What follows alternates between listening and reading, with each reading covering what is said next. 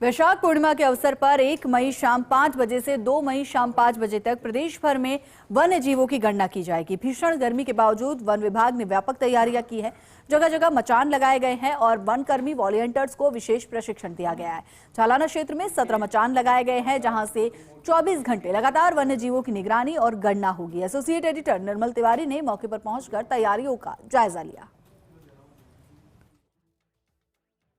देखिए, प्रदेश में वन्य जीवों की सटीक गणना के लिए वाटर होल पद्धति से 1 मई यानी पूर्णिमा के दिन शाम 5 बजे से 2 मई शाम 5 बजे तक 24 घंटे के लिए वन्य जीव गणना न कहें, इसको आकलन कहें, क्योंकि एस्टिमेशन का काम है। तो वन्य जीवों का जो सटीक आकलन है उसको करने के लिए जितने भी ये फॉरेस्ट से रिलेटेड जो वॉलंटियर्स हैं, जो फॉरेस्ट के जो कर्मचारी हैं, वो सब इस तरह के मचान मैं आपको दिखाने की कोशिश करूंगा। जैसे ये मचान यहाँ पर तैयार किया गया है, बड़ा मुश्किल है क्योंकि मेरे लिए चढ़ना मुश्किल है, तो निश्चित तौर पर कह सकते हैं कि जो वन कर्मचारी हैं उनको कितनी परेशानी उठानी पड़ती होगी, जो वॉलंटियर्स हैं उनको कितनी परेशानी उठानी पड़ती होगी। ये जालाना लेपर्ड रिजर्व है, इसमें इस तरह से मचान बना है। इसके ठीक सामने मैं दिखाने की कोशिश करूँगा, हमारे वीडियो जर्नलिस्ट साथी आपको दिखाएंगे। वाटर पॉइंट है, ये रूट नंबर 1 का 2 नंबर वाटर पॉइंट है, जहाँ पर अब यहाँ इस मचान पर बैठेंगे एक वॉलंटियर होगा, एक वन विभाग का कर्मचारी होगा, वन रक्षक, सहायक वनपाल या वनपाल, और वो यहाँ 24 घंटे बैठ करके ऐसी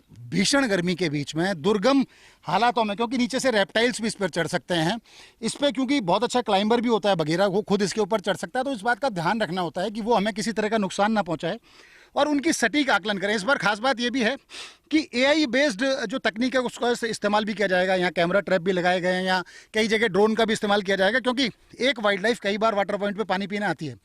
तो 24 घंटे में अगर एक ही बगैरह 3 बार आता है तो उसकी गणना 3 बार ना हो, उसका मिलान किया जाए, उसकी गणना 1 बार हो, तो इसका भी ध्यान रखा जाएगा। तो पहली बार इस तरह की तकनीक का उपयोग किया जाएगा। लेकिन खास बात यह है कि ऐसी दुर्गम स्थिति में 24 घंटे पेड़ के ऊपर बैठना, इस तरह के मचान पर, इस पर एक छोटा सा गद्दा भी होगा, उसके ऊपर बैठेंगे, एक पानी का एक केन उनके साथ होगा, कुछ दवाएं होंगी उनके साथ ताकि बॉडी डिहाइड्रेट ना हो, कुछ फल, कुछ जितना भी यहाँ तमाम जो DCF वाइल्ड लाइफ हैं या यहाँ के रेंज अधिकारी हैं, यहाँ के ACF हैं, यहाँ के जो दूसरा स्टाफ है, वो लगातार मूवमेंट करेगा, देखेगा कि यहाँ किस तरह की व्यवस्था है।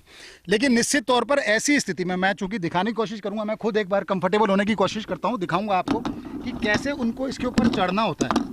निश्चित तौर पर इस तरह की स्थितियों में यहाँ पर चढ़ना इनके ऊपर और फिर ऊपर आकर के बैठना 24 घंटे निश्चित तौर पर एक बड़ी टास्क है।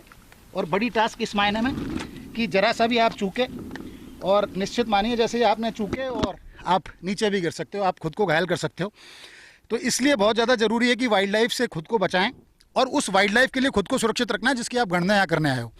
और ख़ास बात ये होती है जब वाइल्ड लाइफ का एस्टिमेशन हो जाता है, सटीक आकलन आती है, तो उसके बाद हमें देखना होता है कि हम उस आकलन का इस्तेमाल कैसे करते हैं। वो जो आंकड़े आए हैं, क्या यहाँ प्रेबेस किस तरह का होना चाहिए, किस तरह से वाइल्ड लाइफ एक दूसरी जगह माइग्रेट करती है, कौन कौन सी यहाँ पर वाइल्ड लाइफ है, कब कब पानी पीने आते हैं, उनका किस तरह का 24 घंटे का जो लाइफ साइकिल है किस तरह का होता है। इन तमाम बातों को शोध के आधार पर फिर आगे भविष्य की रणनीति भी तय की जा सकती है।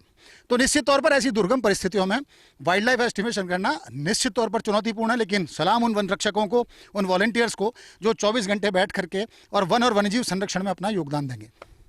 कैमरा पर्सन संजय के साथ Nirmal Tiwari, first India news, Jaipur.